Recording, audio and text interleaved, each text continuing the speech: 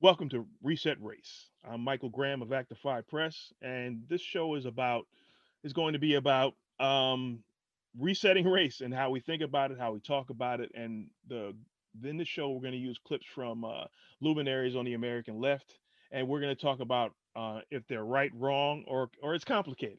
So we're going to take these issues and we're going to break them down. And I'm not going to. And for once, I'm not by myself.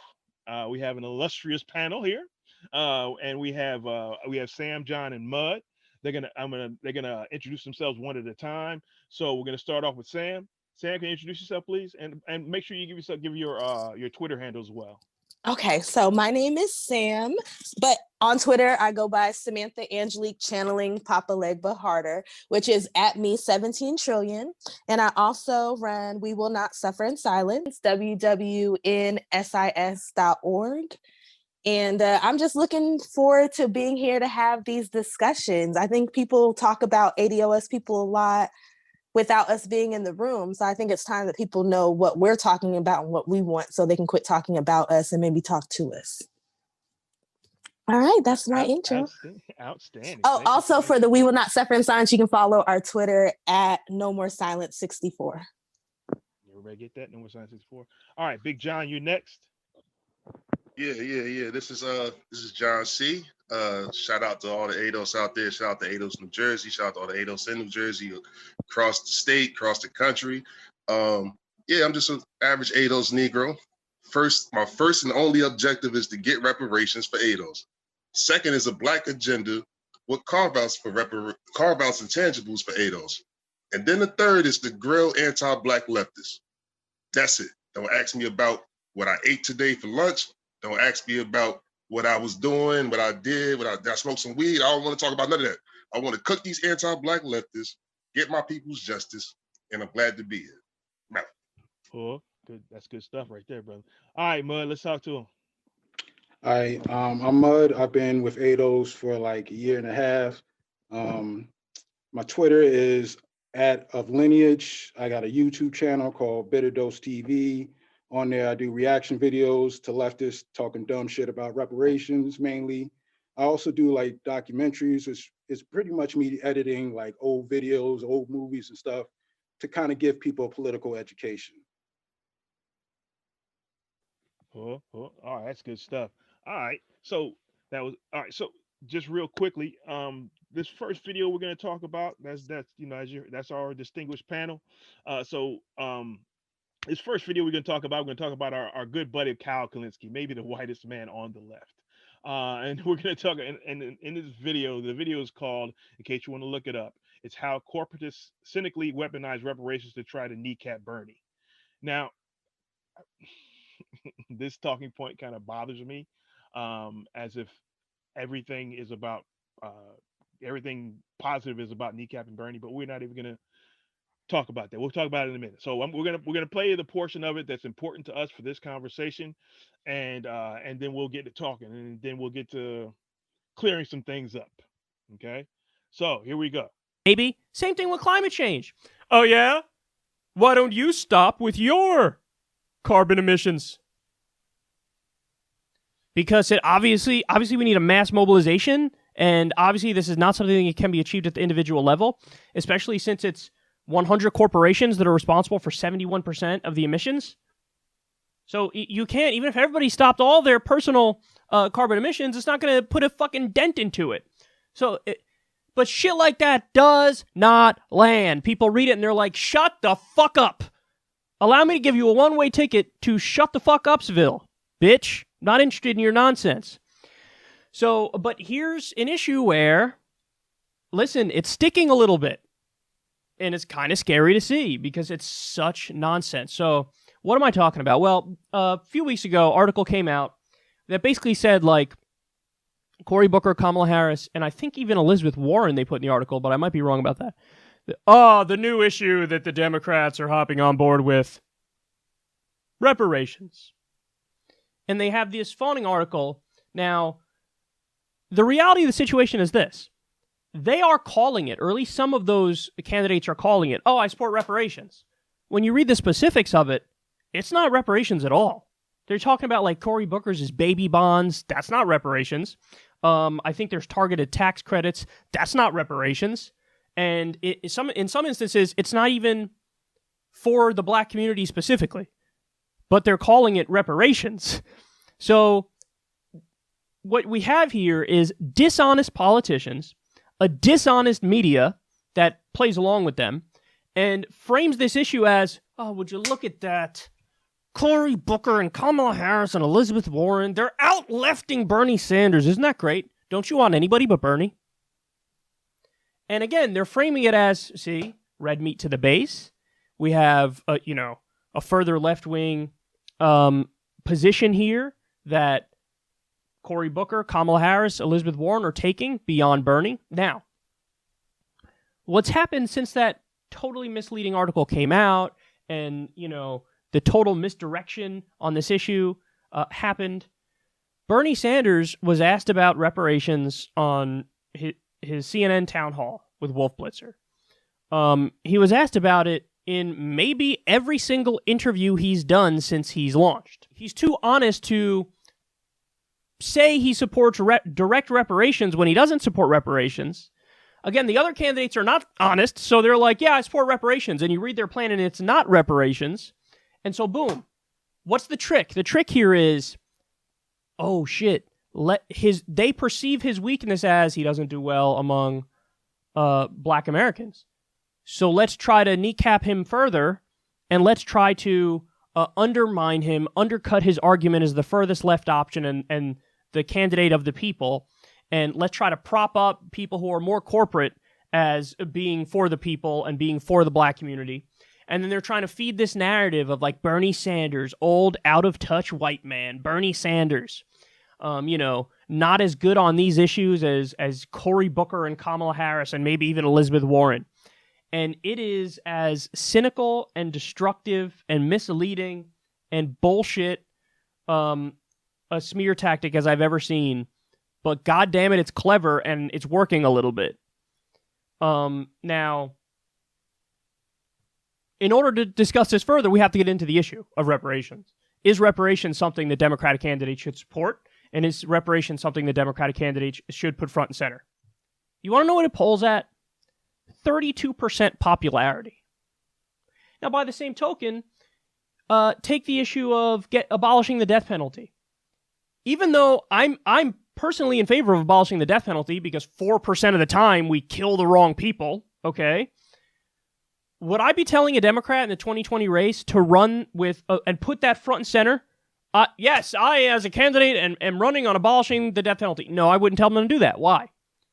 Because the death penalty is actually popular in this country. I haven't seen polls recently, but the last time I saw them, it was about 53%, 54% of the country that supports the death penalty.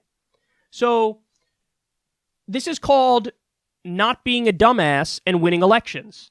This is called using your advantages. This is called crafting a campaign that gets widespread support and propels you to victory. And then in the case of the death penalty, if you get elected and then you have the opportunity to do something to stop the death penalty, even though you didn't run on it, yeah, fight to change public opinion on that issue and then do the right thing and get rid of the death penalty. But on the issues of reparations specifically, it only has 32% popularity. So in some ways, it's like a weird race to the bottom type thing where Kamala Harris and Cory Booker and even Elizabeth Warren are like, okay, we are going to try to do what they think is appealing to the Democratic base. And we're going to call this thing we're doing reparations. It's not reparations. By the way, the policies that they're actually fighting for, or they say they support, baby bonds and targeted tax credits, I think those are more popular than reparations. So if they were just honest and said, no, I don't support reparations, but I do support baby bonds and tax credits, that would be more popular and would probably get them more votes. But again, they're weaponizing this against Bernie Sanders specifically. Whew, that was a lot. That was painful. Yeah, all right. painful. So, okay. So real quick, let's what's going to happen now is we're going to go around the table. Of course, it's going to be ladies first. Also, just really quick, that video was recorded in March 2019. So here we're in right now we're doing the post the post, what do you call this? The Postmortem. autopsy. Yeah, well, yeah, we're doing Yes. postmortem autopsy here. I personally have written an article called Bernie Sanders Never Had a Chance at Actify Press. You can find it. We'll put a link in the description. You can find it on Actify Press. Again, that's Bernie Sanders Never Had a Chance.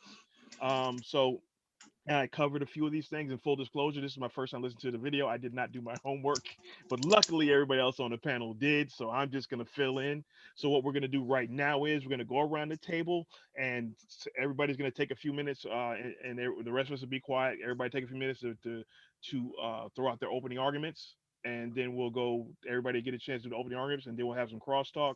And I'll toss something out there on occasion. And other than that, I'll try to stay out the way. Uh, I was gonna and ask. so, I was yes, gonna ma'am. ask, can we go through and just play back the video and just kind of go section by section? Because I want to tackle that whole piece because he Yeah, says so much. he He does says so he does say a much. lot. So maybe So, we can. so just start playing back for me, and I'll Oh. tell you where to stop, and then I'll go, and everybody can go on Okay, that point, and okay. then we'll keep All right, going because he we'll go just chapter says by so Oh, chapter, piece much. by piece. I don't want to Okay. let yeah, nothing slide. bro, yeah, with you. Oh, I'm with you. That does not land. People read it and hold they're on. like, shut the fuck up. Allow me to give you a one-way ticket to shut the fuck upsville, bitch. Not He interested was in your tap dancing nonsense. in this thing, boy. So, but here's an issue where, He was listen, tap it's dancing like sticking a a little hamster. bit. Ladies and gentlemen, a tap dance. And it's kind of scary to see because it's such nonsense. So, what am I talking about? Well, a few weeks ago, article came out that basically said, like, Cory Booker, Kamala Harris, and I think even Elizabeth Warren they put in the article, but I might be wrong about that. The new issue that the Democrats are hopping on board with, reparations. And they have this fawning article. Now, the reality of the situation is this. They are calling it, or at least some of those candidates are calling it, I support reparations. When you read the specifics of it, it's not reparations at all. They're talking about, like, Cory Booker's baby bonds. That's not reparations. I think there's targeted tax credits. That's not reparations. And in some instances, it's not even for the black community. Boom, stop it. Cory Booker's baby bonds. That's not Okay. So when he says a lot of the stuff that they're describing is not reparations, broken clocks. Good job. Good job. Good job, Kyle. You did a good job. Yes, the stuff that they are talking about is not reparations. And guess what? Negroes knew that too. It's amazing that Black people can actually see through the BS. And I understand it's not all Black people, but let's not pretend that y'all don't have some aunties and grandparents who y'all can't get to act right when it comes to voting either. So let's not just pretend like Black people are the only uninformed group. Okay. So yes, we knew that was not reparations. That's why we wouldn't back your board, Bernie. Can you go ahead and okay? So I'm gonna let y'all go through because he's gonna go into the next part where he starts talking about Kamala and Cory Booker, and we can deal with that whole thing next. But I just want y'all to be able to tackle that first little section. If y'all got anything for that. Okay, go ahead, John. You're up. Shit, man, Jesus. Fucking Christ. This is the playbook of, like, this is the anti-black leftist. He gave every anti-black leftist argument, anti-reparation argument ever. He did all the fucking obfuscating and the trickery, and he was talking about the neo-libs are trying to trick you Black folk. Stop talking, think about reparations. You can think for yourself, Black people, and it posed at 32%, and blah, blah. And what about everybody? And criminal justice, we got something for that. And help. He did everything under the sun to say, listen, this whole argument, and I'm finished with this shit. This whole argument was basically him fucking trying to appeal to Black people by saying, like, yo, they don't really support reparations, but Bernie said he didn't know, so he's telling the truth. Like, he really don't give a damn. So who vote for him? Yay! I mean, I don't know if y'all caught the rest of that, like what I said. I feel he got cut around where he said every anti-Black. Oh yeah, well he said every white liberal racist anti-reparations. He really like read every book on all the anti-Black, anti-leftist reparations arguments and put a smorgasbord of that shit into this video to undermine reparations, to undermine black people, to try to convince us to vote for everybody. All the shit that ADOS has been, like everything we said about the left, he literally just did it. Like that shit is like a parody. Like it's so fucking, it's crazy. And like then I think one part of the, I mean, we just still talking about that first part where he was just saying like, oh, well, you know, the neo-libs, man, you gotta, it's a neoliberal, it's an identity politic neoliberal conspiracy, dude. Bernie Sanders, dude. Like, come on, dude, we gotta chill, dude. And black people, I mean, come on, dude. We can't give you reparations, dude. The Medicare for the Rust Belt, dude. Like, get the fuck out of here with that dumb shit, man. I ain't want to hear all that shit. Y'all don't even know what you're talking about. He has no idea what he's talking about. He's talking about reparations polled at 32%. Shit been polling at like 2%. When is nothing that we didn't even get that far yet. We didn't get that far. Right. You know what? Yeah, don't jump ahead. Don't jump ahead. You gotta go section by section. Yeah. No, because I'm ready for that one. I'm ready for that one too. Section by section. I'm gonna let you handle that, sis. I'm gonna get it out of here. You know what? All right, man. What you got to say, cousin? All right, I disagree with you about one thing you said. You said this is like Bernie Sanders' message to black people. Nah, this is the white people meeting. They're having a white people meeting in front of us. This is all them talking about white people shit. You know, we weren't even a concern. Now, I think it's funny, you know, I didn't, like he's referencing the article, but obviously he didn't mention Marianne Williamson at all. And she has like, she's talking about the real deal. But even though it was, you know, it was like low, but except for that low ball number. Yeah, she's low balling us. Well, she's not doing that anymore because they all out. But anyways. Yeah, but she's still out here. But she's still out here running her mouth at that number. I liked Marianne, so she kept pushing that number after we told her wasn't enough. Like, you're not running no more, so you don't need to use that $500 billion number no more, ma'am. I know.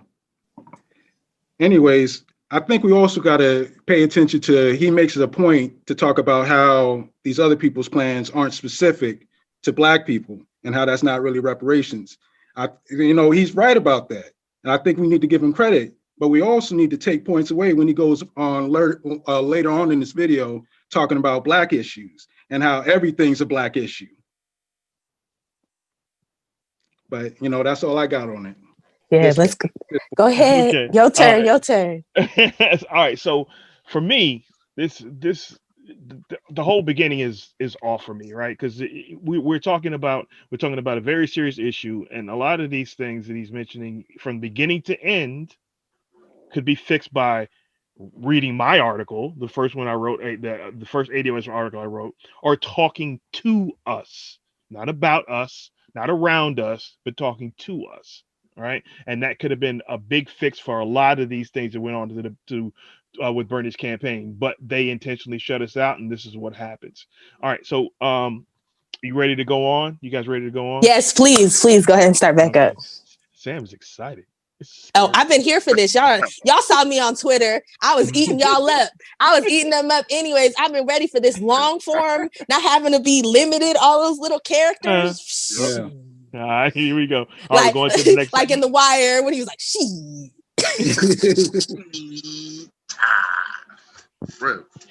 All right, here we go. And in some instances, it's not even for the black community specifically, but they're calling it reparations. So what we have here is dishonest politicians, a dishonest media that plays along with them, and frames this issue as, oh, would you look at that? Cory Booker and Kamala Harris and Elizabeth Warren, they're out-lefting Bernie Sanders. Isn't that great? Don't you want anybody but Bernie? Right there. All right. So, all of what he is saying right there, if he would have taken time to listen to any ADOS people, which I understand ADOS is kind of new, and in March we were still kind of new, even though at that point I'd still been online for like a year and we had been going at this for a minute. But yeah. White progressives, I think it's time y'all start listening to the black shows. We watch all your shows. We've been watching a lot of your shows. A lot of you we used to watch faithfully until we found out you're a little anti-black. So yeah. So it's time for you guys to start watching our stuff so you can kind of figure out what we're trying to say. So if you would have listened to us, you would have known that we didn't like Kamala Harris or Cory Booker. We got on Cory Booker about not having a real reparations plan. Cory Booker was the only ADOS person running in this election on the major ticket. and he had nothing for his people. But he had that story about how his family, a white person, had to buy their house for them to be able to move into the neighborhood to break the segregation. So you got this real Black civil rights struggle story, but you're not doing out here to do any of the work that the people did for your family to get your people where they are. So Cory Booker was a no, and Kamala, I'm not doing anything for Black people. No, like we wasn't voting for her neither. So you thought because they were brown hued people that we were just going to jump on board. And I'm tired of people thinking that Black people voted for Obama just because he was Black. Yes, they voted for him because he was Black, but they also voted for him because he was selling the dream of hope and change. The same reason white people who voted for Obama switched to Trump now, because of the fact that they voted for hope and change and they thought their lives were going to get better. And instead, they still lost their houses. They still ended up losing their savings, and they're angry and they're pissed, and they deserve to be. And it's not all racism. So that's what I have to say about that. Go ahead. Well, Big I John. think, I think Sam said basically, it's only what I mean. He's just all of this is just him just making this an argument for his candidate. Like you guys already said about like what Bud said. This is what the white people mean. Like this is us Black folk looking in on the white people meeting this shit. Like, what we gonna do about the Negroes? Huh? Oh damn, Bernie, they're trying to so they trying to so this is them back then during the election trying to scramble. He's trying to trying to do his little fucking matrix. Trying to do his little judo, his magic, whatever. But I think what Sam said was correct about mental this. gymnastics. Yeah, his mental gymnastics, his fucking reverse psychology, all this bullshit, whatever. But I think that Sam, what you said is exactly right. You didn't like Obama, and with MG, what you said is right. Like, why don't you come talk to us? Why are you talking to us? You're doing the same thing that you accuse the liberals of and the right wing of, the left doing. You talking to us like, come on, dudes. You guys know better, man. You guys are like the fucking Martin Luther Kings, man. And blah, blah, like, yo, like, bro, well, come ask me what I want. No, come on, man. He don't even. So, and I want to point out that he's pointing out that these people have nothing specific for Black people in their plan. Bernie Sanders had nothing specific for Black people in his plan. So he's pointing this out when talking about the opposition, but he can't even really look his candidate in his eyes and look at his shit like, yo, you don't even really got nothing for Black people, Bernie. What you doing? But no, he want to play them. He want to play these games. So that's my takeaway on it. But don't worry, we don't put him on the grill. You don't get him on the grill. Don't worry about it. All right, Mud. Damn, y'all didn't really leave any meat on the bone. I don't really have much else to say except for, like, I think it needs to be pointed out that Cory Booker got the baby bonds idea from Sandy Darity. Sandy Darity is, one of the main proponents that's been fighting for reparations for damn near Sandy, 30. and also don't forget Derek. I know Derek, Derek Hamlin, be playing both sides of the Yeah, fence. Derek He a wishy-washy Negro, but he has his value. We can't throw everybody away because they don't agree with everything we say. But yeah, so Derek was involved in that one too. But he advising Biden and ain't nothing happening. Sorry for interrupting, Mud. Nah. That's true. Other than that, like, I just want to add on to what John was saying about, like, shit, now I can't think of it. Shit, what were you saying about fucking How he was pointing out that other candidates ain't have specific policy for Black folk, but he couldn't really make that analysis, in the real truthful way about his own candidate. You talking about when I said that, or no, when you was talking about basically them having the white people meeting, like, this was, they're not even, like, what's going on, like, they're not even considering our interests. Like, they might be thinking that they're talking to us, but none of this is about, like, the perspective of what if we're actually interested in this. Like, he doesn't even consider that in his talking points. And yeah, that's pretty much it. Yeah, I agree with you there. He's like Bud just said. he thinks he's talking to us. There is a segment of people that he is talking to. There's a segment of black people who are Bernie diehards. There's like three of them, right? But and at this point in 2019, it was this reparations was like as Kyle's trying to frame it here, they viewed it as a threat specifically against Bernie Sanders, but that wasn't the case. But we'll go more into that later. But I think there is a segment of black people that they're talking to, but most of them are black socialists who are already on board for whatever Bernie says or whatever these folks say, and they were hiding from this whole reparations discussion for the longest time. Some folks came aboard late. Came aboard later. Some folks still haven't gotten aboard, but they are trying to. They are trying. They are appealing to a segment of the choir, so to speak. All right, let's run to the next one. Next piece. You ready, Sam? I'm ready. All right.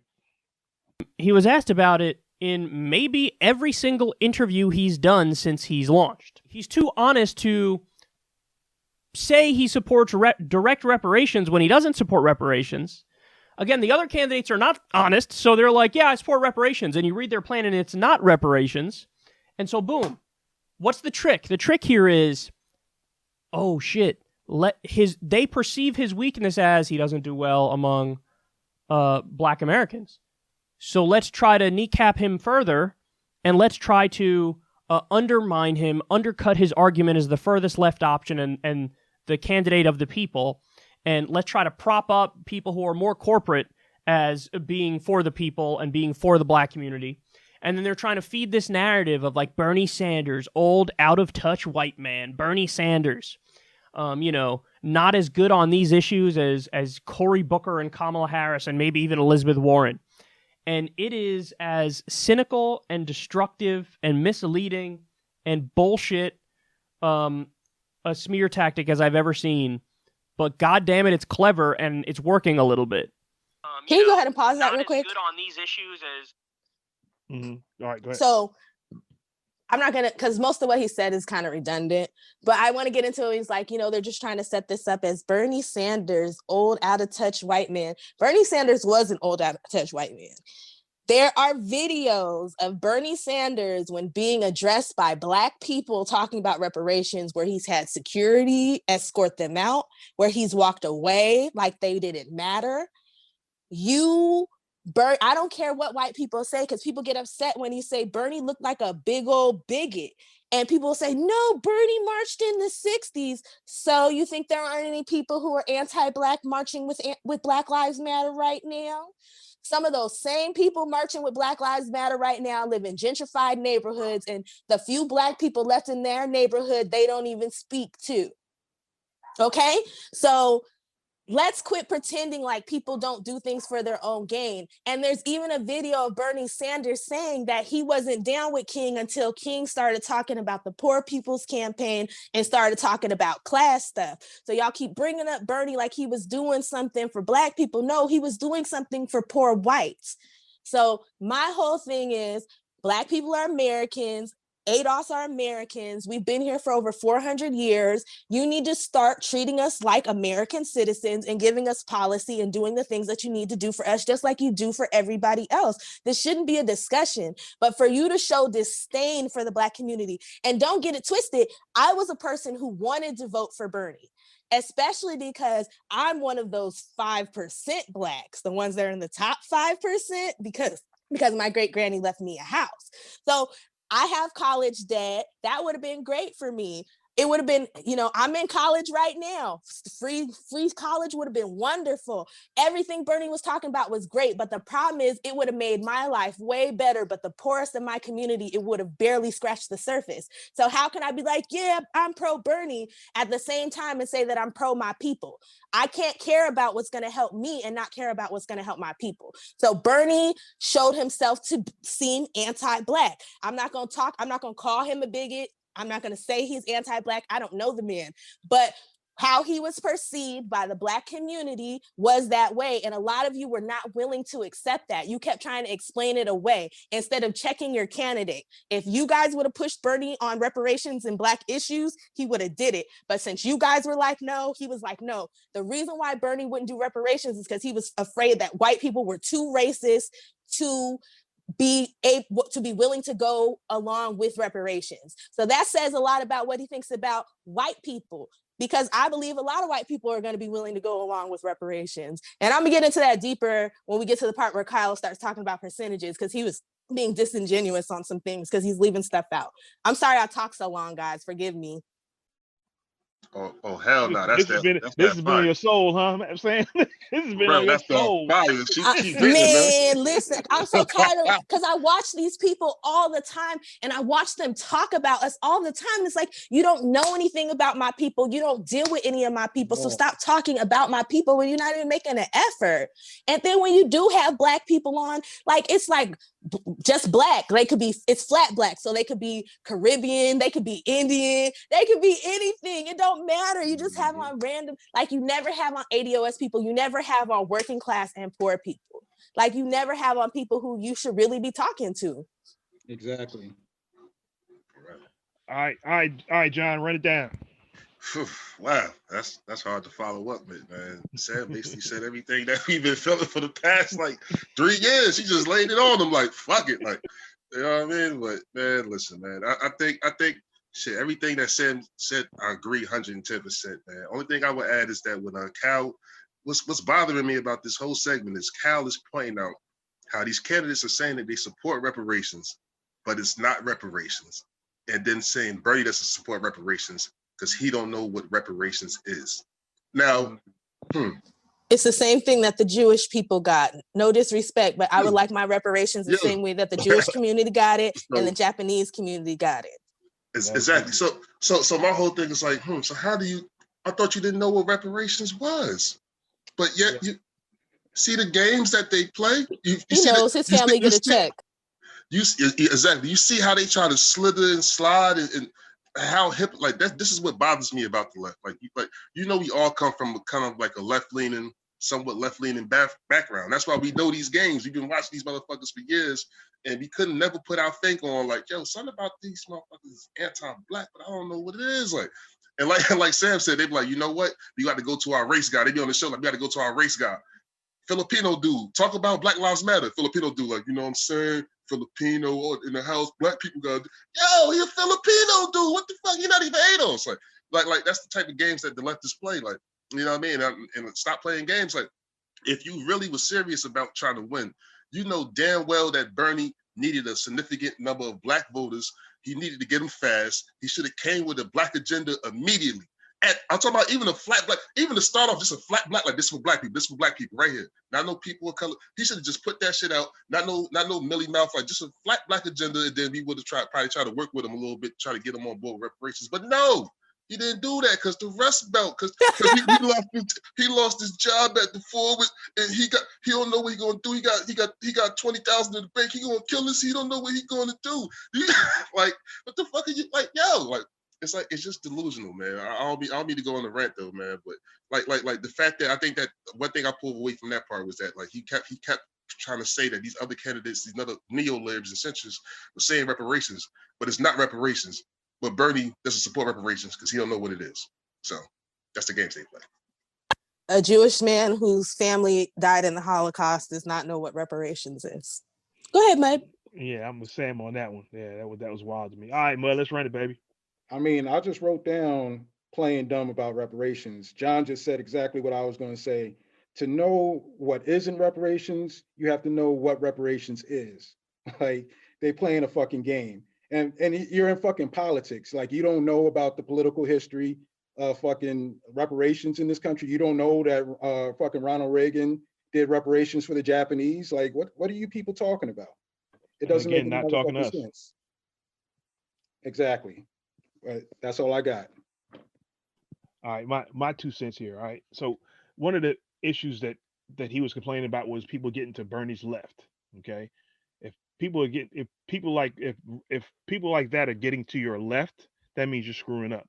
just like when Trump got to Hillary's left on Medicare for all, well, on healthcare, in 2016 or 2015, 2016. So when somebody's getting to your left, you need to reset, right? So if somebody's in your wheelhouse and eating your food, you got to get them out of your kitchen. You just don't let them just sit there and eat, right? So my issue with the whole thing was, at the very least, take it seriously. Find out, get these facts, right? Number one, Bernie has a staff. He has a congressional staff, and he has a staff for his campaign. And nobody could have found Sandy Darity or anybody talking about reparations. You see what I mean? And then on top of that, he is Jewish, and then you're going to come out and ask what reparations means. So you didn't just let them get in your kitchen; you let them take the refrigerator home with them over some silly stuff. So if you got outflanked and you're not going to do anything about it but complain and hope nobody notices, you're you're done. You're absolutely done. All right. So we're going to go into the next segment. That's all I got. Running my damn mouth. That's what I do well. Just giving them smoke. They still on the grill. We ain't done. They ain't well done yet. We gotta keep cooking them. He ain't well done yet. Low and slow, baby. Low and slow. Like them old cartoons when they be like roasting them over the fire. With Warren. Now, in order to discuss this further, we have to get into the issue of reparations. Is reparations something the Democratic candidate should support? And is reparations something the Democratic candidate should put front and center? You want to know what it polls at? 32% popularity. Now, by the same token, take the issue of abolishing the death penalty. Even though I'm personally in favor of abolishing the death penalty because 4% of the time we kill the wrong people, okay? Would I be telling a Democrat in the 2020 race to run with and put that front and center? Yes, I, as a candidate, am running on abolishing the death penalty. No, I wouldn't tell them to do that. Why? Okay. Sorry, pause right there. And then if you can, when we start back, if you can run back just a second to where he starts talking about the death penalty. But this is the part we were waiting for. Now let's get into it. Reparations only polls at 32%. If you go back at 3 years ago, reparations was polling under 10%. We have moved the needle on reparations. And reparations is moving faster than gay marriage. I don't know how many of y'all remember, but in the early 2000s, late 90s, gay marriage was polling. I don't know if y'all remember, but when Barack Obama ran, he was not for gay marriage. He evolved in office. Okay? So he's talking about what the percentages are. And also, if you look at the percentages, people under, I think it's 40, it's like 50 something, it's like 50% that are for reparations. So we are moving the needle, whether you like it or not. So you can't be like, oh, the numbers, we've moved the numbers. So for like, it's only 32%. Let's talk about what it was 5 years ago. Let's talk about what it was when Obama went into office. Yvette did that whole thing where she was talking about shortly after how Obama went in office, reparations was down to like 0. Nobody was for reparations. This movement was built organically by ADOS activists, period. That's what it is. It's organic, and y'all are gonna hate it because it can't be shut down. ADOS, Black people, we're here, and we're gonna come and save you because you need us. Because when we went to sleep at the end of the civil rights movement, your whole world crumbled. You let them offshore all your jobs. You let them turn you into Negroes because you wasn't paying attention. So we're going to come back and save you, and we're going to help you fight this fight. But you're going to give us reparations, because without reparations, we ain't helping you. Facts. Next, please, because I can go on forever. Especially because this is not the first time we have fought against y'all. Sorry, forgive me, y'all. I'm gonna try to keep this short, but I gotta give a small little history lesson. So, 1776, plenty of ADOS slaves, we fought with the British because you people, your ancestors, those of you who have actually been here from that time, because a lot of y'all came after that. So for those of you who are actually foundational white Americans, Sorry, forgive me, y'all. I shouldn't be so tickled by my own stuff. But so y'all were like, we need freedom.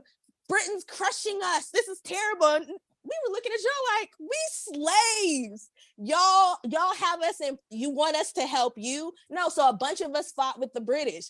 So this will not be the first time that we have fought against you. And this time we might get enough of us to fight against you so you really lose, and then everybody loses. But understand at this moment, we are very happy with you guys experiencing ADOS Black Life. You don't know how to pay your rent? That's ADOS Black Life. You don't know if you're gonna get laid off or fired from your job next week? That's ADOS Black Life. Welcome to being a Negro in America. That's it. Thank you, Sarah. I think we're the only ones going to thank you for that. But Big John, come on in.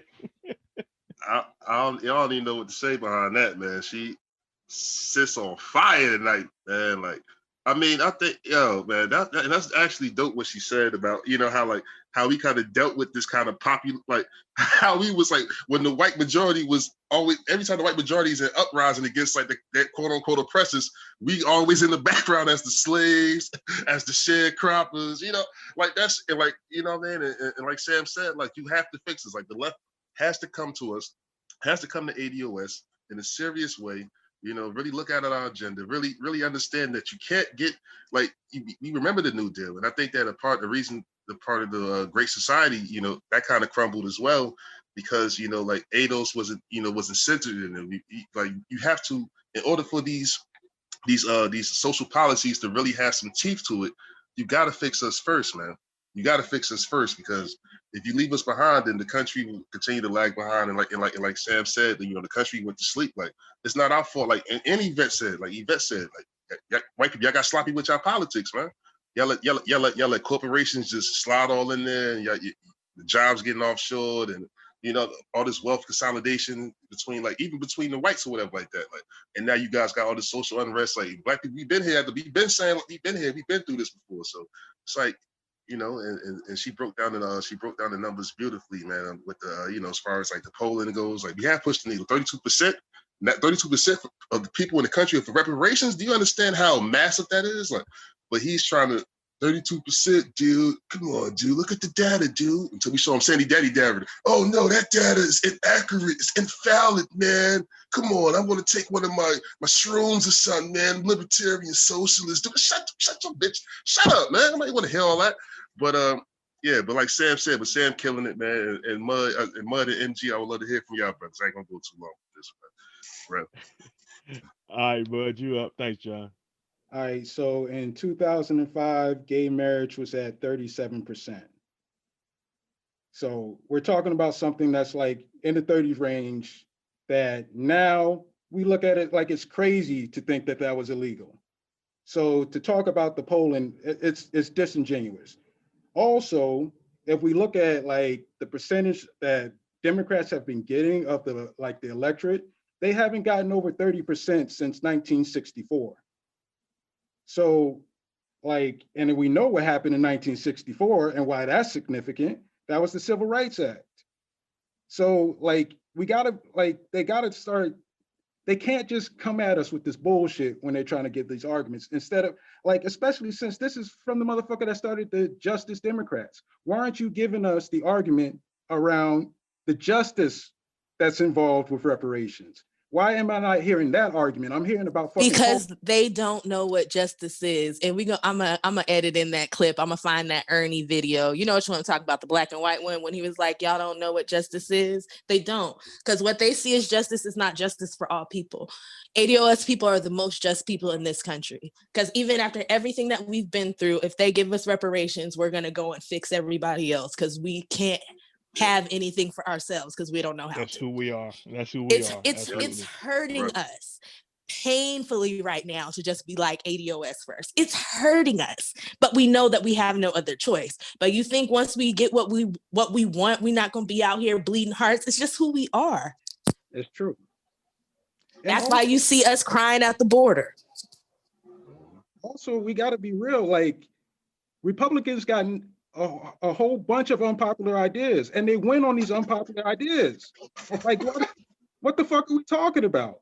Like, you're getting your ass kicked every fucking election by Republicans, and all they got is dumb ideas that don't poll well. And you're trying to tell me that reparations can't happen? Fuck out of here. That's why you motherfuckers lost. Yeah. That's it. Damn, Damn. No lies detected. That is an Damn. excellent point. Wow. All right. Wow. I got a few things, but to sort of stay on what Mud was talking about is the left has never been about what's popular. Like as you were saying before, it's about what is just, right? That's what the left has always been about. It's about what's just, and with this Justice Democrats thing, it's about what's just and doing the right thing and fighting the right fight. That's what the left has always been about. To me, in my mind, it was always been in my lifetime. The left has always been fighting for what's just, not what's popular, what is just. All right. So popularity argument with the left shouldn't even be an argument. Right. So, and the second thing is, Kyle admitted that even if this was a cynical strategy from the Democrats, which it wasn't, even if this was a cynical strategy, he had said it himself. It's kind of working, which means it's really working, and he hates to admit it, right? So then if here's a political analyst, you need to be asking the question why it's working. Why is it working, and what can we do about it? All right. And the only answer to that is because you say it's unpopular, but 32% is not bad when it comes to things in this country that get passed, right? 32% is actually pretty good when you think about what gets passed and what's popular in this country, right? So make the case. You've got this. Bernie had the biggest what do you call it? Had the biggest budget for in the primaries.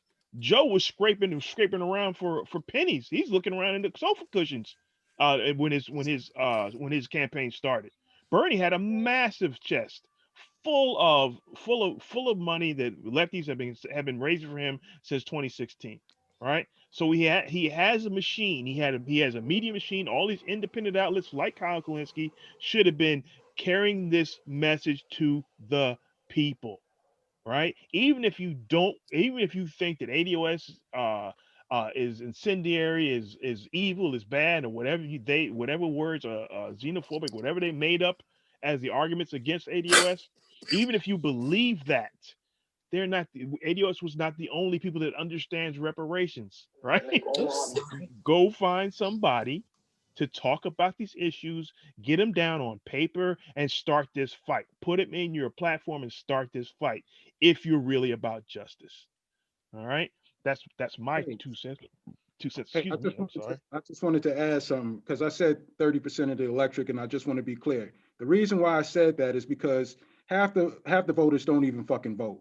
So, like, when we really break down the numbers and talk about who's like what percentage of the country you're getting to actually support you, it's generally in the 25% range. That's how it's been in the past few decades. Yeah, that's an excellent point, Bud. And I think, if we talk about how many Black people actually vote, if you activate Black people as your base, if you really activate them to come out and vote and remove the impediments that are these artificial impediments that keep popping up that should have never been there in the first place, which should have been that should have been the one of the first things they did with their campaign was start to fight those things, and get Black people to the polls, right? So if you want to win, the left can't win without Black people. There's no way to get around it, not on the national level anyway, and not even on the state level, right? So you're not going to win without us. You need to be activating us because so many of us don't vote because nobody ever does anything for us. So the smart thing strategically would be to activate us because no other group would vote for you like we would, right? Exactly. Because you'll be talking our language, right? Our language is help everybody. Our language is we all rise when when all of us rise together. That's our language. And why that's does rising tides not movement? Sorry, and why does rising tides not lift all boats when it comes to Negroes? Now, when you do stuff for white people, it raises all boats. Why is reparations not a rising tide for all white people? Can somebody tell me that? Because it's a stimulus package.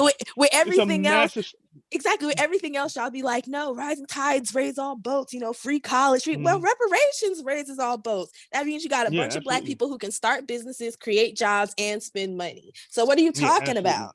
You're just a hater. You just don't want us to get money. Exactly. It would be the biggest stimulus package that the country has ever seen. Yeah. In our especially for directly being paid to the American citizens. Yep. Absolutely. It would be the biggest stimulus package in American history. The whole country would be lifted up, right? It's just that we won't be on the bottom. That's the problem. Okay, so now we're going to go ahead and play the next part. I'm personally in favor of abolishing the death penalty because 4% of the time we kill the wrong people, okay? Would I be telling a Democrat in the 2020 race to run with and put that front and center? Yes, I, as a candidate, am running on abolishing the death penalty. No, I wouldn't tell them to do that. Why? Because the death penalty is actually popular in this country. I haven't seen polls recently, but the last time I saw them, it was about 53%, 54% of the country that supports the death penalty. So, can we please stop there? This is called. Oh, Lord. If this was 1865, Kyle would be like, hey, ending slavery is falling really terrible. We don't need to do that right now. I'm against slavery, but for right now, it's polling terribly. So we got to get over here and raise the polls on letting Black people out of chattel slavery and bondage. And then we can go ahead and do this whole Reconstruction thing. I'm so serious. Yo, white liberal progressives, do y'all listen to yourself? I'm sorry. Maybe it's because you guys have no historical context. And I blame America for this because you guys act like America is one generation of people. I knew my great-grandmother. My great-grandmother died when I was in my 20s, and I knew my great-great-grandmother. Multiple generations create a life. So you guys act like everything just happened yesterday. You guys have no historical context. So for you to be like, oh, well, we're just not going to do that because it's not popular. A lot of things are not popular when it's for Black people, ADOS people. You can't just oh, this is not popular. At one point in this country, it was illegal to be gay, not to get married, to be gay. So that's you being well, it's not really polling well for, it to not be illegal to be gay. How crazy would it sound if somebody said that out loud? If somebody got on a podcast right now and said, it's not polling well for gays to just be able to be gay, not be married, which now is normalized for us. We're what do you mean? What do you mean they can't get married? What? Huh? Are you crazy? What's wrong with you? Yeah. Well, Uncle live together. Yeah, absolutely. Yeah, you understand what I'm saying? So could you imagine somebody having this conversation right now about gay people? Maybe these conversations were going on in the 90s, but the way y'all talk about ADOS Black people, listen. So this is what I'm gonna need everybody to do, and I mean this with all due respect. Before you say anything about ADOS Black people, think this. Would you say it to a Jewish person? And would you say it to a Jewish person on a recording where it could be repeated? If you could not say that to a Jewish person about the Holocaust and what their families have endured, if you would not say it to a person who has gone through the Armenian Holocaust, if you would not say it to a person whose family went through the internment of Japanese people, do not say that to ADOS Black people, because it is just as racist, xenophobic, whatever you want to call it when you say it to us. The only difference is we haven't checked you over the years, but it's a new day, baby. New day. Okay, sorry. Y'all got to cut me off. I'll be going. No, you could. Shit, it's like watching WWF. You just getting in there. All right. Man, no, for real. I'm gonna use events. When you see me, treat me like an old white woman with a cat. If you wouldn't go, if you wouldn't go up and say nothing crazy like that to a nice old white lady with a cat who live up the street, don't talk to me like that. Don't talk crazy to me. Absolutely. No, sorry, treat me like an old Jewish white lady. Because you're going to give her even more respect, and you're going to respect her people and her family because you understand what her family has went through, as you should. Absolutely. Everything I say about them is with respect because of what their people went through. And I would never disrespect their people like that, ever. Absolutely. All right, Big John. I know I know it's a hard act to follow, Big John. Sorry. Shit, man. She on fire. That's what I came for. I wanted to smoke. I needed. I'm happy I got my team to get these lefties smoke. I'm with it. I want more smoke from Sam. I want Mud. I need you to give more smoke. I'm just gonna keep hiking on them. I don't care. I'm here. I'm all for. I'm all for family. Be here. We having a good talk because I think a lot of times I mean, as far as ADOS, like we really do need to kind of the left been out of control, man. The left has really been out of control when it comes to ADOS people, when it comes to black people's needs, and somebody really has to. We really got to. Nobody from our community. I mean, everybody throws jabs at them once. Like, shut up, lefty, boom, shut up. But like, we got to stay on them, man, because they it's just so like what Sam said, it's just very disrespectful, and then the way they move is very disingenuous. The same way that, and I will argue, if you wouldn't say this to a Native American, if a Native American is coming to Bernie like, I want my Ooh, I treaty forgot about them. ratified. You know what I mean? I want my treaty ratified. We want more land. Like just for my tribe. Like, can you do something about this? They be like, yeah, come on, dude. It's polling at 5%, dude. Nobody even knows the tribe, dude. Gonna give you a Medicare card and a college application, dude. And we're gonna give one to everybody too. Yay! Like how crazy would that sound? They'll be like, yo, who the fuck who the fuck we is like? And I feel like it's the same. We giving off the same energy. We want the same respect that all the left gives every other specific minority group. It could be a minority group inside of a minority group that needs this. Nobody talks to when it comes to Palestinian issues. They all across the water. Palestinian justice. Nobody's saying, yo, chill, Palestinians. You gotta wait till everybody get justice. But it's only for us because we've been the bottom cast for this long.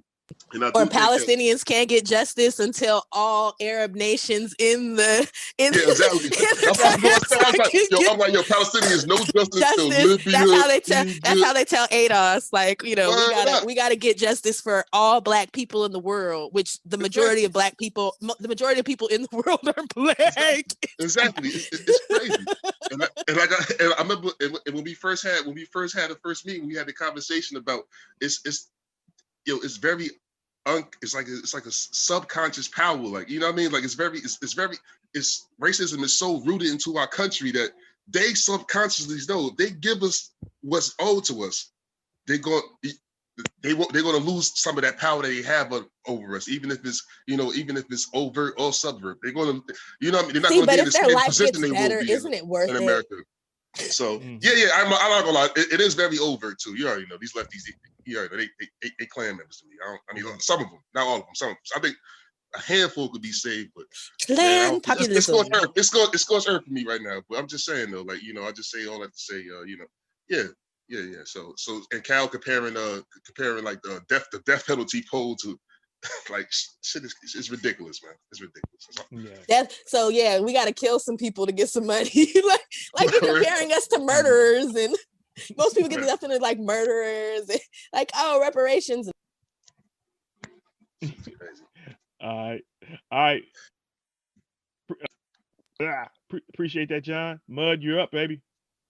Kyle's bitch ass is a coward for this shit because he doesn't specifically say how he feels about reparations. He uses the death penalty as a proxy. So he could say that, he's against the death penalty because blah, blah, blah. But he won't say he's for reparations. He's just using it as a little fucking sidestep trick for this shit. And honestly, I lost respect for him at this point. This was the point in the video where I made my decision that I was going to stop watching all of his fucking videos. Like when I first saw this shit, because it's like, yo, you can't even say how you actually feel about reparations. Even if you're going to use the argument that it doesn't poll well, you can't say I'm for reparations, but it doesn't poll well, and that's why I don't think we should fight for it. Like, you don't have the courage to fucking say that shit. That's pretty much all I got. Yeah. All right. Appreciate that, Mud. Now, one of the things I want to make clear, and I'll make it clear make it more clear in the beginning. Everybody, just for the listening audience, everybody here in this panel is probably further left than anybody you know in your family, right? This reparations issue is the for you communists and Marxists out there. This is the longest standing labor relations issue in modern history. All right. So Agreed. if it's going to be about the worker and all the wealth that was created, now this is America is the wealthiest country in human history, and all that is based in the slavery and the products that came from slavery. So, to be clear, before you start saying this is some right wing plot, we are again further left than most of the people you know. If reparations isn't at or near the top of your list of things you want or don't want, you're not on the left. Sorry, champ. You can be mad about it all you want, but if you're not willing to fight for reparations, all the rest of the shit you're trying to do, it ain't gonna happen because you're not gonna get enough black people on board to help you. That's really what it's all about. All right. Hey, MG, So I didn't mean to cut you what's up, off, bro? brother, man. No, go ahead. But you know damn well they say, this is a right wing plot. This is Yeah. hard. They going crazy. Black Yeah, people that's exactly stand what up for they're this stuff. Oh, they going nuts exactly. right now. Like, yo, Yeah. It's the Russians. I was like, I've only met one Russian in my entire life, and it was like at an insurance training. And I was so amazed to meet one. Like, I was like, oh, cool. I had never met a Russian before. Bro, just lying on this. Hey, yo, but MG, you right. I'm saying you right, man. I ain't gonna say nothing. Hey, Mud, you got something to say, cousin? Yeah, I was gonna say, if it's the fucking Russians, I'm with the fucking Russians. I'm on Team Russia. I don't give a fuck. Understand us better than you motherfuckers. There goes your Twitter. Yeah, they coming for you right now. They're right, like, he's yeah. a Russian asset. All the you gonna see a whole bunch of He's wearing a Negro mask. Oh, yo, did you see the dude who was robbing the banks in the Negro mask with the Negro hands? Oh my goodness. All right. So, just for me, so I can finish my thought before I get so brutally into it. If we talk now, Kyle, no, I'm just messing with you, bro. So, and Kyle, now on to my argument here is, John mentioned something, but John said something that was important. He said the left is out of control, right? And there's a out of control meaning they're pointed in the wrong directions. And I wrote an article a while back is that they got caught up fighting the wrong fights at the wrong time, right? When this fight came about, you fight the fight that comes to you, right? You can plan for a fight all you want, but when somebody puts their hands up, it's time to get it in, right? So reparations was one of those fights that was brought to you. It was brought to your front door. It was brought to your doorstep, and you failed to take on that fight, right? So just to use Kyle's death penalty argument as fallacious as it may be, if Elizabeth Warren, Kamala Harris, and Cory Booker all stood up and said we're against the death penalty and put it on their platform, Bernie would have put it on his platform. So let's not even go anywhere near that. He would have put it on his platform in the blink of an eye, right? Because he believes it, right? Should have been the same thing with reparations, right? And I understand reparations is probably a heavier lift. I get that. But you got a war chest. He had the biggest war chest in the beginning. He had the biggest war chest in the Democratic race, right? Until billionaires started getting in there. He had the biggest war chest in the race. So you had the war chest. You got the people. Get out there and make your case. That's what should have happened. Okay, so all right, so we're gonna move on to the next segment here. All right, Sam, you ready? Yep, I'm ready. 54% of the country that supports the death penalty. So this is called not being a dumbass and winning elections. This is called using your advantages. This is called crafting a campaign that gets widespread support and propels you to victory. And then in the case of the death penalty, if you get elected and then you have the opportunity to do something to stop the death penalty, even though you didn't run on it, yeah, fight to change public opinion on that issue and then do the right thing and get rid of the death penalty. But on the issues of reparations specifically, it only has 32% popularity. So in some ways, it's like a weird race to the bottom type thing where I can't. Dear progressives, calling reparations a race to the bottom, I don't want to call it racist, but it is anti-Black. And let me tell you why. We are the poorest group. The median wealth in Boston for a US born Black family is $8. $8. Los Angeles is like $4,000. Washington, D.C. is $3,500. White families in a white family in Los Angeles, we have California, Los Angeles, $4,000 for US born Blacks. White people, $355,000. So I need you to, when you start saying that, like, this is the difference between surviving, this is the difference between survival and death. We are being murdered in the street. Our people, 50% of the people that are homeless in this country are Black. We are 14% of the population, but 50% of the homeless. If you don't know that, and if you don't care about that, and you call yourself a progressive, I don't know what you're progressive about. So you can't say you care about people and tell Black people that we need to get behind. Tell me how free college helps the homeless people. Literally up the street from me, there was a whole homeless encampment that the police just cleared out last week, and the policeman coming back, making sure it doesn't come back. How does it help? How does free college help the Black people who are homeless right now? It doesn't, because you need time to think. You need a place to live. You need certain things to go to school. Like, we need money, period. That's what we need. That's what we don't. That's what we need. Y'all need everything else because you guys are stable. So you're talking to us like we have stable Black communities. Our communities are not stable. What you guys are experiencing right now in COVID is our everyday life. So your interests and our interests are not the same. So you can't give me what works for you, because that only works for maybe 5% of Black people. So y'all keep talking about class. Everything that you're proposing mainly affects the top 5% of Black people. Outside of that, it don't really affect them that much. So you don't even understand why on the margin, like you're chipping away at the margins, and then you're gonna say, well, hey, Black people, we gave you this, we gave you that. You're still struggling because you didn't give us what we needed. So stop telling me what I need. Like, a long time, I come from the personal development space. So I used to, read a lot of books, Think and Grow Rich. A long time ago, I saw Lisa Nichols in person, and she said, your customer will tell you what they want. They'll tell you what product they want. Black people are telling you what we want. ADOS people are telling you what we want. And you were telling us, no, you want this. And that's why you're getting the response that you're getting. So y'all better figure it out, because the same way that I can't get out here and be like, no, we don't need Medicare for all, and no, you don't need no free college, y'all not going to join behind me. So why do you think I would join behind you? That's like me being out here being like, F the environment. We can do that later.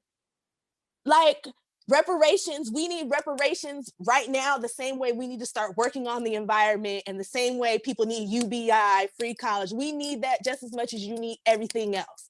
So either you're gonna pick up the Black plight and fight with us, or we're gonna keep fighting each other and let all the oligarchs with all the money keep winning. But this comes through us. So either you get on our team, I hate to say it, but either you're gonna get down or you're gonna lay down. Ain't no other way to put it, y'all. I'm sorry, y'all can be mad at us all that you want, but if you could do it without us, you would have did it already. Period. Like, you still need us, and even more than that, on a spiritual level, you need our energy. You need Black people ancestors to decide that they want to save this country, and they only gonna do it if they people ask them to. And with us rooting for y'all to fail, it's all bad. So I'm gonna let y'all go. I'm sorry. All right, thanks, Sam. All right, John. Again, sorry, you got to follow that. Yeah, nah, man. I love this. I live for this shit. I love this. Sam going, no. I've been waiting for this, man.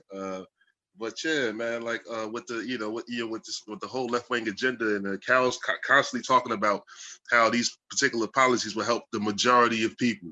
That means it's going to help white. Like, we're a minority. Like, so he's like, yo, not only is it good for Black people, it's good for everybody.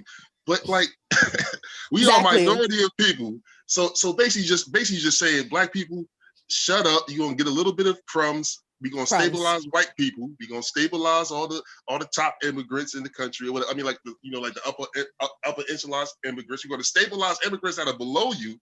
You know, like give them citizenship, put them above you, and you gonna get some crumbs. The other side, you ain't gonna get no crumbs, and the Republicans ain't gonna really give you nothing. So just shut up.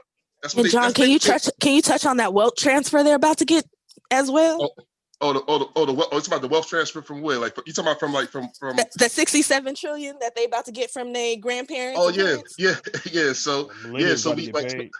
so we all know. So they about to get their reparations. So basically, the Gen X's and the Gen Z's and all, even the millennials, when the white millennials get into like their 40s, and I mean, when my age, when they get into their 50s, and our parents start dying off, they about to get their reparations, and then they about to get and our boomer class is going to die off. They have no liquid to pass down, nothing. You know, and it's going to leave us a permanent underclass. They're not understanding this. Like they're not understanding. You must stabilize the native black population before you implement any large sweeping left-wing redistribution programs, things of that nature, because it'll fail. It'll fail, like, you know, and yeah, like you know, I'm tired of these motherfuckers. I'm tired of these motherfuckers. They lie. I'm tired of them, because it's like, yo, just let go of the anti-blackness. Do you want to win? Like Sam said, do you want to win, or do you just want to still you not grab realize your answer? Yeah. Like what are y'all doing? Like, do you like is us being on the bottom still that important to you? Like, just like, you know what? Fuck it, man. Fuck it. We found another way to, like, yo, you have to fix us to fix America, period. Every time something happens for black people, ADOS, the country moves forward. Slavery abolished, country moves forward. Reconstruction, country moves forward. Then you know, like desegregation, civil rights, country moves. Every time the country moves forward, everybody. We drag the whole, we got to carry the whole weight of the fucking country on our back for this shit to move forward. And if these people understand history and they understand numbers and data, I don't understand why they don't see that. Like, you know, this is the final step of the civil rights movement. The economic part, the economic justice part that MLK was talking about. This is the final step. So, and I always ask the democratic socialists, like, yo, all right, it's like, yo, Sweden, Denmark. I'm like, well, how does the three black people that live in Sweden, how do they live compared to the majority Swedish? No. Majority Danish population. I hate to jump in on that.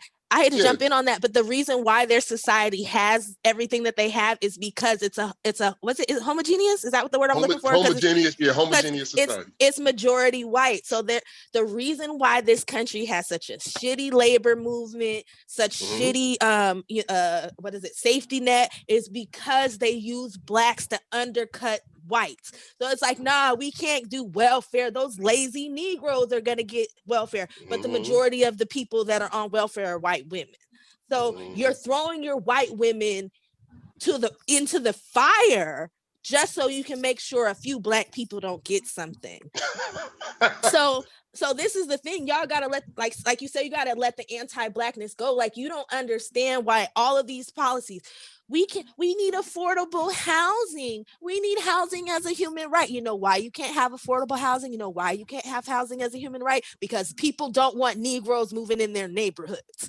So because of that, they have to outprice black people. And they feel like, as a white person, you should have enough money to not have to live with Negroes. And if you don't, it's on you. So then you have to live in bad schools, or you end up living in poorer communities. And that is an anti-black thing. People say it's class, but it's more race than it is class. Absolutely. Because even rich black people deal with discrimination in wealthy neighborhoods. Sam said it all for me. I'm done. Forgive me, I'm so sorry. Oh, no. Sorry. I'm done. She's hyped. I'm done.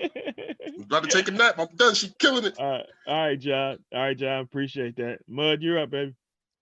I mean, the best part about like going back and looking at this video is the ability I have now to laugh at how smug this motherfucker was about how he thought he had the best plan for getting elected. And look at them now. Look where they at. They don't know what to fucking do. They have nothing now.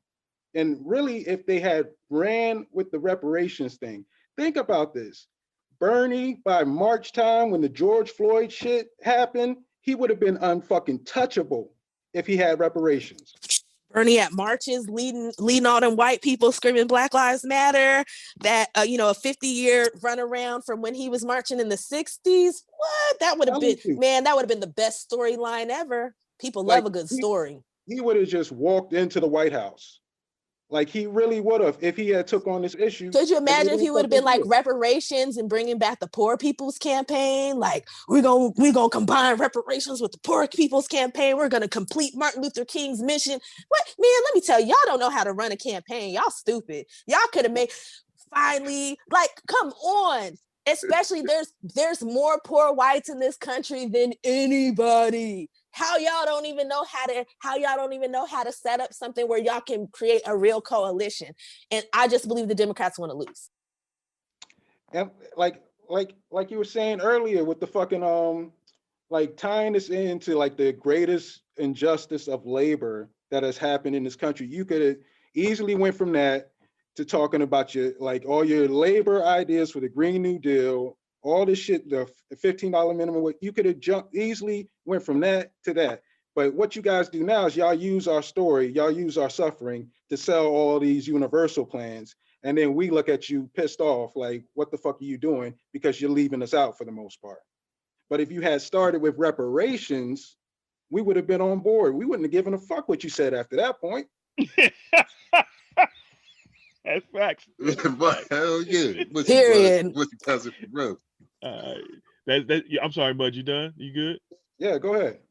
All right. So I'm gonna get I got 2 quick points in. All right, we're gonna do a little. We had a little history. We're gonna do a little science. All right. So when we started talking about when we started talking about moving to different planets, we're gonna put colonies on Mars or colonies on the moon. There was a process called terraforming, turning that space into terra meaning Earth, turning that space into livable, wherever it was, the moon, Mars, wherever, turning that space into some sort of livable space for humans, right?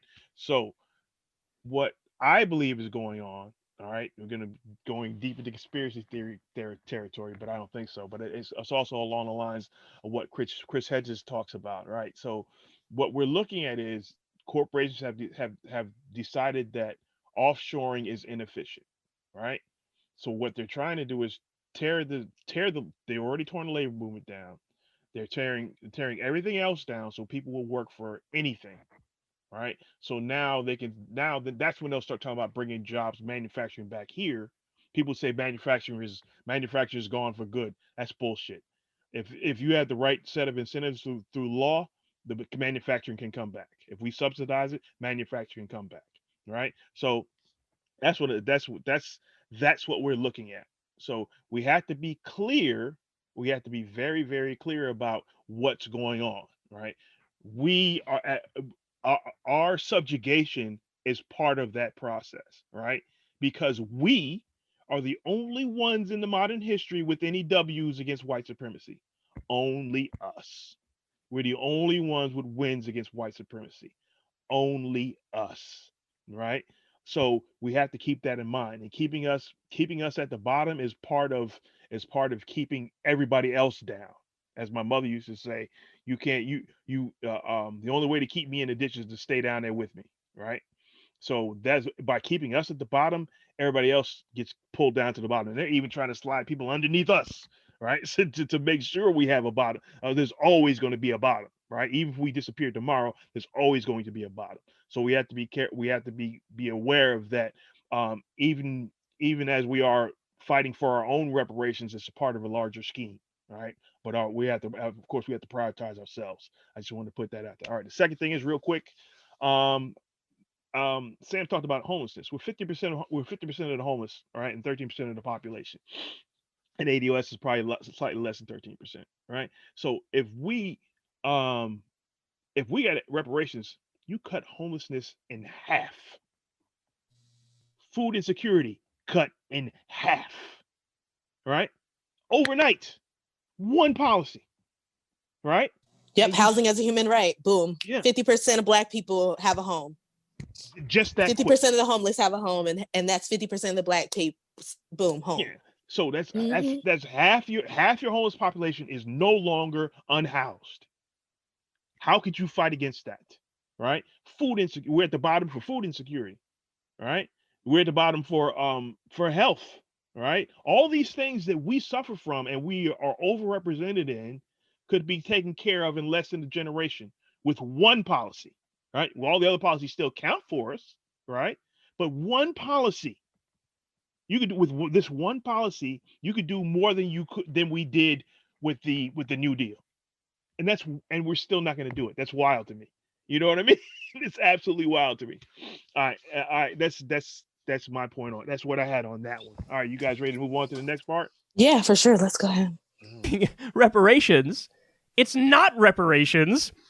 By the way, the policies that they're actually fighting for, or they say they support, baby bonds and targeted tax credits, I think those are more popular than reparations. So if they were just honest and said, no, I don't support reparations, but I do support baby bonds and tax credits, that would be more popular and would probably get them more votes.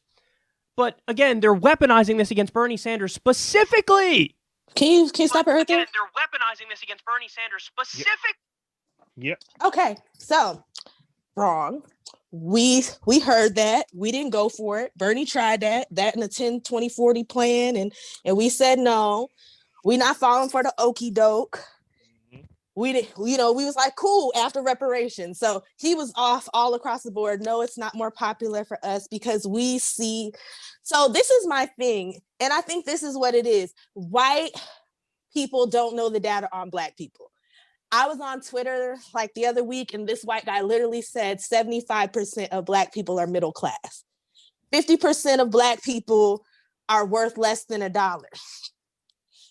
I don't know where he got 75% are in the middle class. Even at the lowest estimation of the middle class, if we're talking about wealth, that's not possible. So I think the Cosby Show and all these movies with Negroes in these big $3-4 million houses that we don't live in LA. MTV Cribs, that's what they were watching. Exactly. That is not ADOS life. And it's propaganda, but again, we don't control our images. If you look, the majority of our movies are not produced by us. They're not produced by ADOS. We're not directing our movies. And that's all races. That's not just Africans. We got white people writing our stories. We got all kinds of stuff. So the reason why you don't know what's going on with us is because nobody's showing. And then for those of us from the community who get to tell stories, it's the top of the top and the most affluent of us.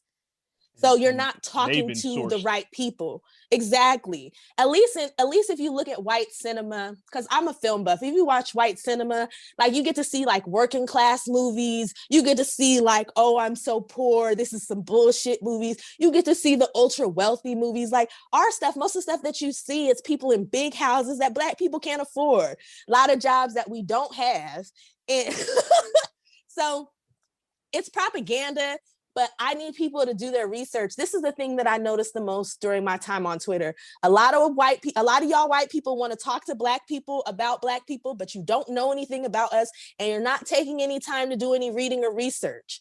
So don't come to me and tell me things when you haven't spent any time reading or researching. Don't tell somebody who's been spending a year, 2 years, 10 years researching their people and what's going on, and you just tell them like, no, that's not good. You don't know because you don't spend time thinking about me ever.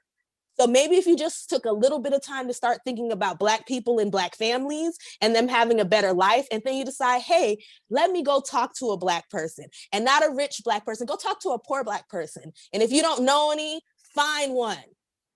Welcome to America. We're around. That's it. Yeah, we likely live in a neighborhood that we've been in your entire life and probably your parents' life, right? Exactly. We're still in that neighborhood unless we got gentrified out. So you know where we are.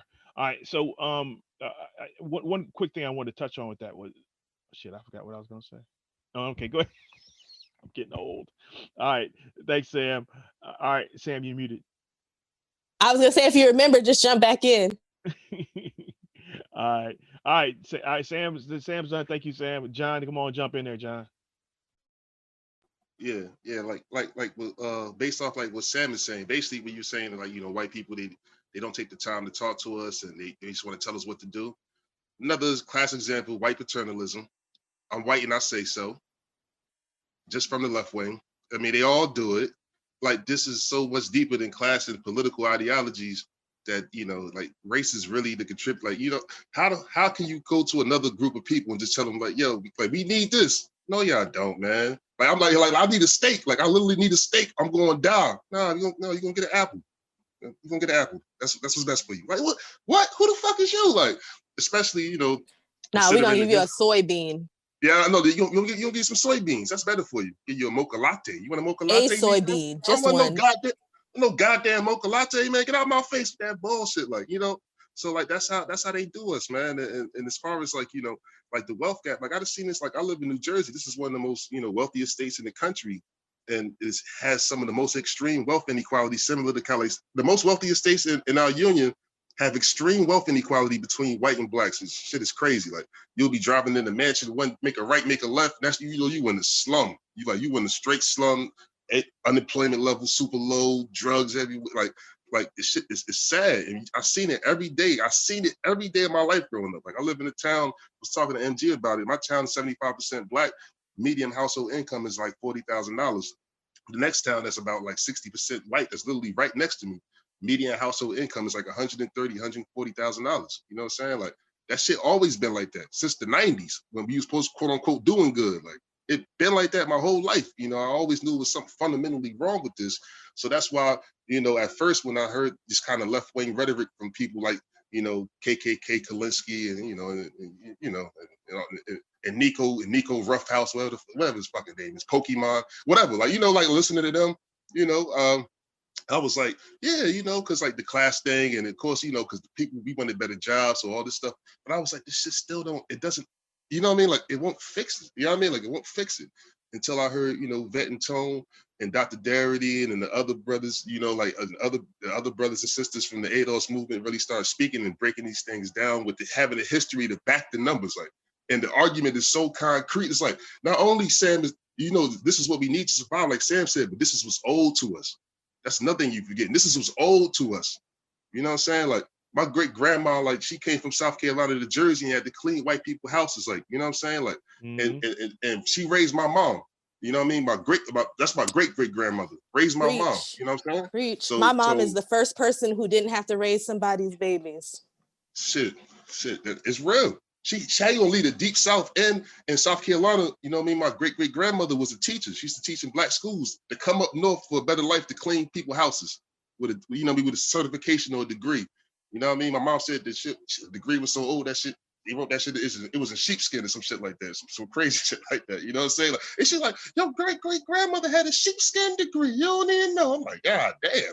Shit real. But you know, like it is, you know, and as a consequence, you know, she was real old. She's probably like in her late 80s, early 90s when she passed away. My mom was 17. You know what I mean? You know how it is. Like, you know, lost the house. You know what I mean? The house that my great grandmother worked for. Some Italians probably living in that motherfucker right now. That's why I want to go buy. That's my house. You know what I'm saying? Like, we had to lose that house because of the dysfunction in our community. Like, that's real. That's my life. I know that's a lot of ADOS' life. Even the people that's doing that the best right now, they got the best job. Still, the damage is, you can see the damage if you really go back. You can see the shit, like it's really connected. Like, but these leftists don't understand that shit. But you know what I mean? We didn't come from Ellis Island on the boat with scabies, something like, I had no potatoes in Ireland, so I got to come over here. No. They try to fix it. Like they try to fix the people that's descendants of people that couldn't eat no potatoes, got on the boat, got some land over here. No, that's not our story, bro. You know what I mean? That's not our story. So you can't use these all-inclusive policies to fix us. We reject it now. We flat out reject it. And if you're really about justice and don't want to be fucking hypocrites, like the hypocrites that you are, come to us, speak to us like fucking adults. You know what I mean? Like the group, like the unique and special group of people that we are, and give us what, you know what I mean? And fight with us. Stop fighting against us. Because if you keep fighting against us, like Sam said, you're gonna get down or you're gonna lay down. No. Yeah, man, we're gonna be like, oh my God, sorry, I'm gonna jump in right here. Y'all gotta read the what is it? It's called The Counter Revolution of 1776. There's this part where there's this black slave. There was a slave revolt. They were planning on burning down the plantation and killing all the master and their children, right? So they foiled the plan and they found a black woman. The black woman said she was like, I just want to live good like white folks or better. Listen, please don't make us burn all your stuff down. And these days, nobody got to be violent. Nobody got to come to your house. All we got to do is sit this one out. All we got to do is stay home. And I'm not talking about an election. I'm talking about for the revolution. So either you want the blacks fighting with you because we are warrior people and been fighting forever, or you going to do it by yourself. Good luck. These are facts. All right, John, appreciate it. Thank you, Samantha. Mud, you up, babe? Shit, I don't even remember what the fuck Kyle was talking about. But like after hearing all of that, I mean, what I gotta say is that we gotta also be real. Like some of these motherfuckers are just disingenuous. Like they don't want to know what the fuck is going on with us. Like they want to kind of have like the handpicked black people, their tokens that are gonna tell them what they want to hear, and they can avoid us. That's what they thought they were gonna do this fucking election. It didn't work out for them, and now they got to confront us. These are facts. And I'm here to tell you, I used to be a hand-picked Negro over there on the left. Then I heard messed around and heard about some reparations. That woke me up, man. I was like, because They turned on you. Yeah, they turned on you. They turned on me quick. Man, they turned on me quick. It was like they didn't even know me. It was like, damn, remember me? Nice guy, MG. I write stuff. That shit didn't work out, right? So, one thing that you guys touched on was paternalism, which is a horrible plague on the center and the left for that matter. And that's one of the reasons why we're doing this podcast. It's not just to make fun of the lefties who don't understand this stuff, even though they could just ask us. It's also to give you a safe space where you can listen to this, well, relatively safe space, depends on how your feelings working, but to listen to something like this and listen to these counter arguments and listen to how much sense they make, because all we're talking about right now is logic, right? If you want to beat the Democrats, or if you want to shake the Democrats to their core, you got to have the black vote, because the black vote is their foundation. You can't whoop nobody without taking away their foundation. It's like fighting, it's like war, it's like anything else. If you can't take away their foundation, you're going to have a much harder time. That's when it turns into a war of attrition, right? And that's the worst kind of what battles ever get into. If you cannot undermine their base, you're always in a losing position, right? And black folks are here for the taking, right? The Democrats don't give a shit about us. The Republicans don't give a shit about us.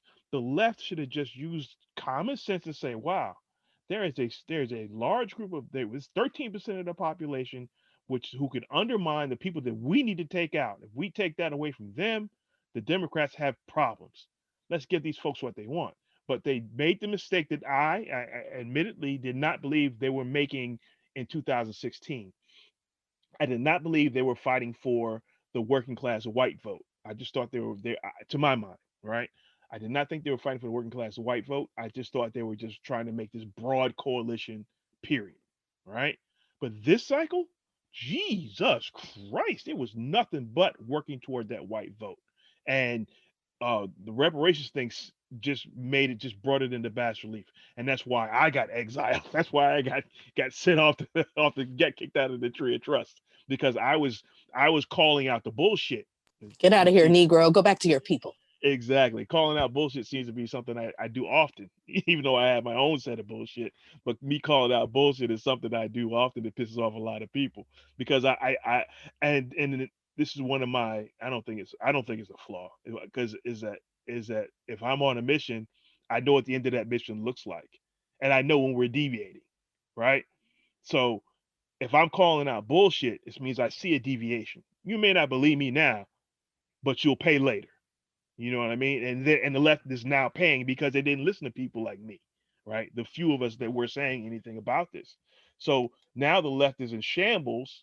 You got all these Bernie fans, and Bernie ain't gonna be with us much longer. I'm not hoping the man death, but goddamn, he's 107. You know what I mean? There's no heir apparent. AOC is about as phony as a $3 bill with my picture on it.